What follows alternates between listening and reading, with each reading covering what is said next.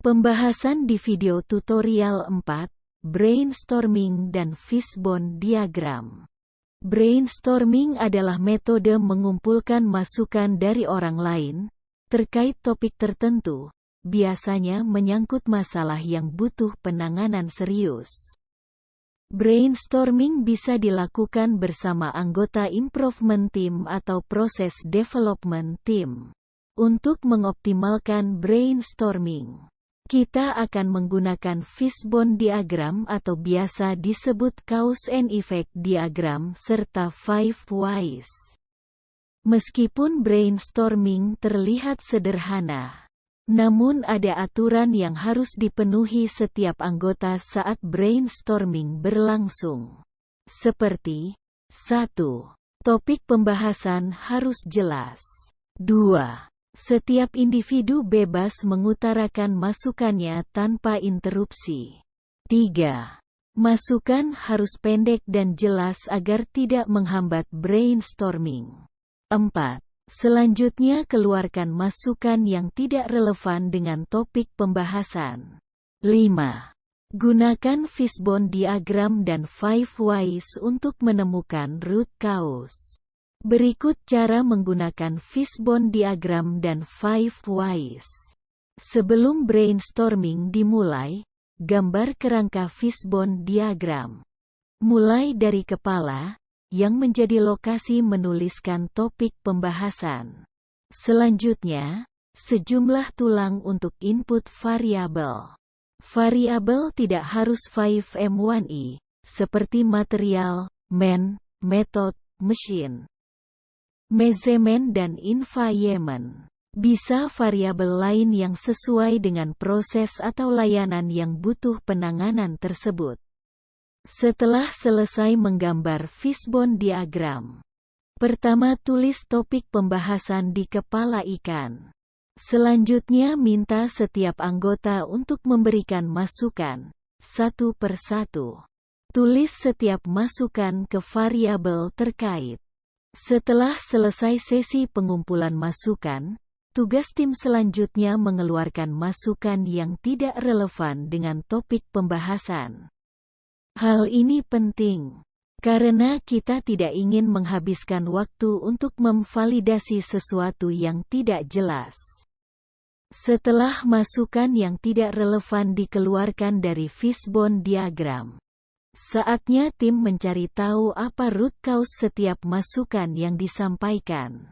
Saatnya kita melakukan simulasi dengan 5 whys. Contoh kasus. Topik yang diambil soal nangka busuk. Masukan yang kita pakai adalah masukan nomor 4. Untuk memudahkan memahami penggunaan 5 whys, kita ganti masukan nomor 4 dengan kata diserang hama. Diserang hama menjadi pertanyaan ke-1.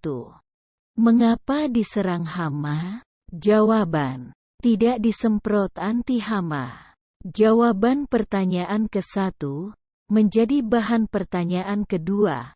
Mengapa tidak disemprot anti hama? Stok anti hama habis di toko terdekat. Dan seterusnya. Untuk mendapatkan root cause tidak harus sampai 5 pertanyaan. Kendala yang sering ditanyakan oleh kebanyakan pengguna pemula terkait 5 whys adalah: kapan harus berhenti menanyakan why atau mengapa? Singkatnya, berhenti saat inti jawaban di luar kontrol kita. Dalam contoh kasus, stok anti hama habis di toko terdekat. Seharusnya tidak lagi menanyakan why atau mengapa. Karena toko penjual anti hama sudah di luar kontrol kita, sebagai petani nangka. Langkah selanjutnya apa antisipasi kita agar tidak kekurangan anti hama lagi?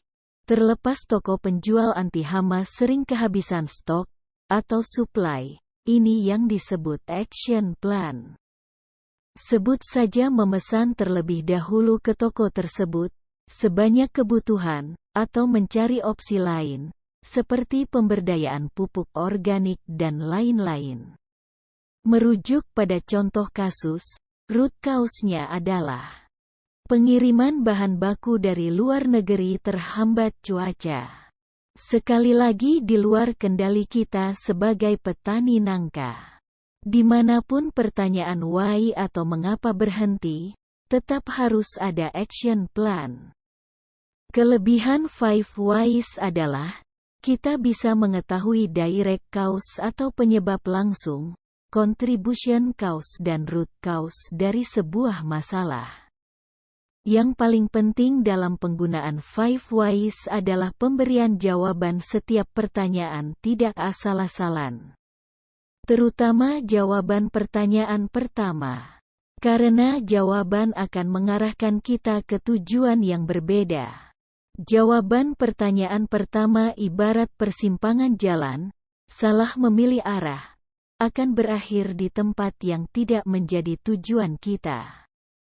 Kekhawatiran lain bila memberi jawaban asal-asalan adalah problem tidak teratasi dan muncul problem baru.